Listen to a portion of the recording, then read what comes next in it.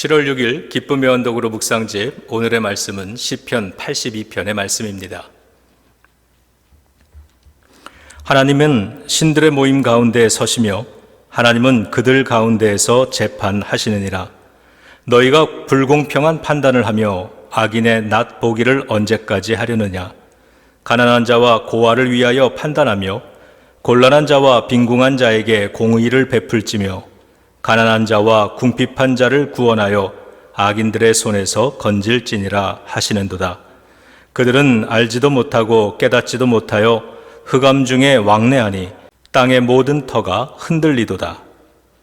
내가 말하기를 너희는 신들이며 다 지존자의 아들들이라 하였으나 그러나 너희는 사람처럼 죽으며 고간에 하나같이 넘어지리로다. 하나님이여 일어나사 세상을 심판하소서. 모든 나라가 주의 소유이기 때문이니이다. 아멘. 기도하시겠습니다. 하나님, 이 시간 하나님의 생명의 말씀으로 우리를 교훈하시고 새롭게 하시고 하나님의 제자 되어 살아갈 힘과 용기가 되어 주옵소서. 진리의 성령님, 우리를 친히 가르쳐 주시고 깨닫게 하시고 감화 감동케 하여 주옵소서. 예수님의 이름으로 기도드립니다. 아멘. 오늘의 시편은 하나님의 법정에 대해서 말씀합니다. 그리고 그 법정에서 하나님은 공평한 재판관이 되신다고 말씀합니다. 하나님의 법정에 대해서 우리가 알아야 할 세 가지에 대해 말씀을 드리겠습니다. 첫째로, 우리 모두는 하나님의 법정에 서게 될 것입니다. 자, 1절을 보시겠습니다. 하나님은 신들의 모임 가운데 서시며 하나님은 그들 가운데에서 재판하시느니라. 여기서 신들의 모임이라고 했는데 신들이란 세상의 권력자들을 뜻하는 표현입니다. 당시의 왕이나 군주들은 신으로 여겨졌고 군주 스스로도 자신을 신으로 생각했습니다. 그러다 보니 왕들은 당연히 하나님처럼 말하고 하나님처럼 행동하게 되었던 것이죠. 그들은 막강한 힘을 가졌습니다. 그런데 오늘날은 조금 달라졌습니다. 그 힘은 역사가 흐르는 동안 법과 민주주의가 발전하면서 의회나 국민에게로 옮겨졌습니다. 여러분이 아시듯이 미국 사회도 checks and balances라고 해서 견제와 균형을 통해 의도적으로 힘을 분산시키고 있죠. 하지만 힘은 정치 시스템에만 있지 않습니다. 경제를 쥐고 있는 기업이나 단체들도 막강한 힘을 가지고 있습니다. 그뿐 아니라 가정에서는 가장이 힘과 권위를 가진 존재이고 직장에서는 고용주 혹은 선임자가 힘과 권위를 가진 존재입니다. 힘의 우위에 서게 되면 누구나 그걸 누리고 싶어 하고 인정받고 싶어 합니다.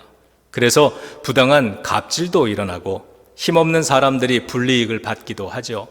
그래서 현대사회의 가장 심각한 이슈는 불공정 사회라고도 말을 합니다. 오늘날에는 그들이 세상의 군주들입니다. 그런 세상의 군주들을 향해서 시편 기자가 전하는 말은 하나님께서 너희를 심판하신다 였습니다. 하나님이 재판관이 되시는 하나님의 법정이 있다는 겁니다. 우리는 하나님도 아니고 재판관도 아닙니다. 7절에서 말하듯이 우리는 단지 사람처럼 죽으며 고관에 하나같이 넘어질 존재들입니다.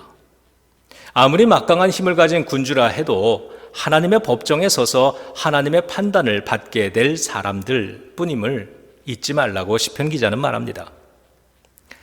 제가 오래전 아틀란타에서 부목사로 첫 출근을 하던 날이었습니다. 긴장도 되고 또 기분도 들떠서 교회 앞 도로에서 과속을 하고 말았습니다. 경찰이 차를 세우더니 속도 위반 티켓을 주었습니다. 미국에 와서 처음 티켓을 받은 터라 두렵고 떨렸습니다. 그때 영어 목회를 하던 1.5세 목사님이 정보를 하나 알려줬는데 법정에 가서 판사에게 잘 설명하면 교육을 받는 대신 벌점을 안 줄 수도 있다 그러길래 태어나서 처음으로 미국 법원을 가봤습니다. 그날 법정 안엔 사람들이 아주 가득했습니다. 이름을 부르면 한 사람씩 앞에 나가서 판사와 대화를 나누는데 그걸 보고 있는 제 심장이 막 뛰기 시작하고 손에 땀이 났습니다. 드디어 제 이름을 부르길래 앞으로 나가서 섰더니 판사가 굵고 낮은 목소리로 당신은 처음 위반을 한 거니까 벌금만 내고 가게 해줄 테니 이제부터는 운전 조심해서 하시오 그랬습니다. 참 자비로운 판사라 생각하고 고마운 마음이 들었습니다. 목회를 하다 보니 억울한 교인들을 위해 증인이 되어주거나 보증인이 되려고 법정에 몇 번 간 적이 있었습니다. 그때도 여전히 긴장되고 떨렸습니다. 판결에 따라서 막대한 재정적인 손해를 볼 수도 있고요. 사람의 인생이 달라질 수도 있기 때문에 공정하고 정의로운 판사가 걸리게 해달라고 기도할 수밖에 없었습니다. 법정은 언제나 두렵습니다. 법은 엄중하고 재판관은 권위가 있기 때문이죠. 그래서 공정한 판사가 필요합니다. 공정한 재판관은 억울한 사람에게는 희망이 되지만 죄 지은 사람에게는 두려움이 됩니다. 그러므로 우리가 하나님의 법정을 생각하면서 살면 억울함을 당할 땐 희망을 잃어버리지 않을 수 있고요. 죄를 지을 땐 두려워할 줄도 알게 되는 거죠. 억울함을 당할 때 희망을 갖지 못하고 희망을 다 놔버리면 절망하면서 살 수밖에 없습니다. 그런 인생이 얼마나 재미없겠습니까? 마찬가지로 죄를 지었는데 두려움을 모른다면 그런 인생은 또 얼마나 위험하겠습니까? 그러므로 모든 사람에게는 공정한 재판관, 정의로운 재판관, 그러면서도 자비로운 재판관이 필요합니다. 하나님께서 그런 재판관이 되어 주시는 것은 우리에게는 분명한 축복인 줄로 믿습니다. 우리는 모두 때가 되면 하나님의 법정 앞에 서게 될 것이고요. 하나님은 우리를 심판하실 것임을 기억하고 산다면 가정이나 직장이나 교회나 어디서든지 우리는 죄와 잘못을 줄이고 선한 모습으로 사는데 큰 도움을 받을 수 있을 것입니다. 두 번째로는 우리도 약하고 힘없는 사람들에게 희망과 보호막과 도움이 되어 주어야 한다는 겁니다. 3절과 4절을 읽겠습니다. 가난한 자와 고아를 위하여 판단하며 곤란한 자와 빈궁한 자에게 공의를 베풀지며 가난한 자와 궁핍한 자를 구원하여 악인들의 손에서 건질지니라 하시는도다. 오늘의 시편은 공정한 재판관이신 하나님에 대해서만 이야기하지 않습니다. 우리들도 공정한 사람이 되어서 힘없고 약한 사람들에게 희망이 되어주고 보호막이 되어주라고 명령하고 계십니다. 하나님은 우리가 불공평한 판단을 하지 않고요, 가난한 자와 고아를 위하여 판단하고 곤란한 자와 빈궁한 자들에게 공의를 베풀고 또 가난한 자와 궁핍한 자를 불의한 자들에게서 구해주기를 원하고 계십니다. 하지만 현실은 하나님의 기대와는 달랐습니다. 2절입니다. 너희가 불공평한 판단을 하며 악인의 낫 보기를 언제까지 하려느냐. 얼마 전 한국의 박주영 판사라는 분이 TV에 소개가 되었습니다. 따뜻한 판결문 하나로 법정을 울리고 세상에 울림을 주는 판사라는 평가를 받는 분입니다. 그분을 방송은 이렇게 소개를 했습니다. 3명의 청년이 한 여관방에서 동반 자살을 시도했다. 태어나는 것을 선택할 수 없듯 죽음도 함부로 선택해서는 안 되는 일이기에 이들은 자살방조 미수 혐의로 재판장에 섰다. 사건을 담당하는 판사는 사건 기록을 읽고 또 읽었다고 한다. 어린 나이에 수차례 자살을 시도한 이유를 알고 싶었기 때문이다. 거기에는 아버지의 폭력을 견디고 사기를 당하고 어머니가 세상을 떠나 울고 있는 청년의 얼굴이 있었다. 그는 청년들이 부디 살아주었으면 하는 마음으로 정성스레 판결문을 쓰고 책 2권과 현금을 건넸다. 그의 판결문은 이러했습니다. 자살을 막으려는 수많은 대책과 구호가 난무한다. 그러나 생을 포기하려 한 이의 깊은 고통을 우리는 제대로 공감조차 하기 어렵다. 밖에서 보기에 별것 없어 보이는 사소한 이유들이 삶을 포기하게 만들듯 보잘것없는 작은 것들이 또 누군가를 살아있게 만든다. 어스름한 미명과 노을이 아름다워서 누군가 내민 손이 고마워서 모두가 떠나도 끝까지 곁을 지켜준 사람에게 미안해서 이 험한 세상에서 지금껏 버텨온 자신이 불쌍하고 대견해서 우리는 살아가고 있는지 모른다.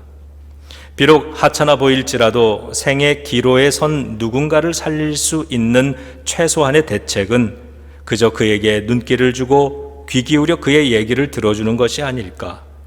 사람이 사람에게 할 수 있는 가장 잔인한 일은 혼잣말 하도록 내버려 두는 것이다. 저는 박주영 판사의 법정 밖에서의 삶이 어떠한지는 알 수 없지만 그가 판사로서 법정에서 보여준 모습은 오늘 읽은 시편 82장이 우리에게 보여주는 하나님께서 우리들에게 기대하시는 모습이 아니겠나 생각을 합니다. 우리를 통해 하나님을 보는 사람들은 우리의 가장 가까운 가족이고 교인이고 직장 동료이기를 원합니다. 그럴 수 있기를 주님의 이름으로 축복합니다. 자, 세 번째입니다. 우리는 이 땅에 하나님의 정의가 세워지기를 중보 기도해야 합니다. 8절 읽겠습니다. 하나님이여 일어나사 세상을 심판하소서. 모든 나라가 주의 소유이기 때문이니이다. 이 구절은 오늘 시편의 결론이기도 합니다. 권력은 공평해야 하며 힘없고 가난하고 낮은 위치의 사람들을 보호해 주어야 하고요, 악인의 편에 서지 말아야 함을 가르쳐 줍니다. 하지만 그렇지 못한 현실 속에서 시인은 하나님께서 일어나셔서 세상을 재판해 주실 것을 간구하면서 모든 나라는 하나님께 속해 있다라는 선포로 시편을 마치고 있습니다. 우리는 세상 왕들의 왕이 되시는 하나님께서 그들을 통치해 주시기를 기도해야 합니다. 불의한 부분에 대해서는 하나님의 정의가 세워지도록 기도해야 합니다. 하나님의 뜻이 하늘에서 이루어진 것처럼 이 땅에서도 이루어지는 하나님의 나라를 꿈꿔야 하겠습니다. 오늘의 설교를 마무리하겠습니다. 시편 82편은 하나님은 최고의 심판자라는 고백입니다. 그 하나님께서 억압하는 사람들을 심판해 달라는 기도문입니다. 그러니 우리는 아픈 현실에 절망하기보다는 소망을 가지고 이겨내자 하는 권면입니다. 그리고 세상을 향해서는 하나님께서 심판하시는 날이 올 것이라는 경고인 것입니다. 그런 믿음을 가지고 의롭게 선하게 겸손하게 살아가는 성도가 되시기를 우리 주 예수 그리스도의 이름으로 축원합니다. 기도하겠습니다. 우리와 우리의 자녀들이 살아가는 이 나라를 위해 기도합니다. 공의로우신 하나님께서 위정자들을 도와주셔서 그들에게 하나님을 섬기는 믿음과 하나님의 뜻에 순종하는 의로움과 세상을 의롭게 만들어가는 지혜와 용기를 주시옵소서. 그리하여 하나님의 뜻이 하늘에서 이루어진 것처럼 공평하고 자유로우며 차별과 편견이 없는 세상이 이 땅에서도 이루어지기를 원합니다. 그리고 우리들도 그런 성도, 그런 교회가 되어서 하나님의 나라를 만들어가는 하나님의 일꾼들, 예수 그리스도의 제자들이 되게 하옵소서. 예수님의 이름으로 기도드립니다. 아멘.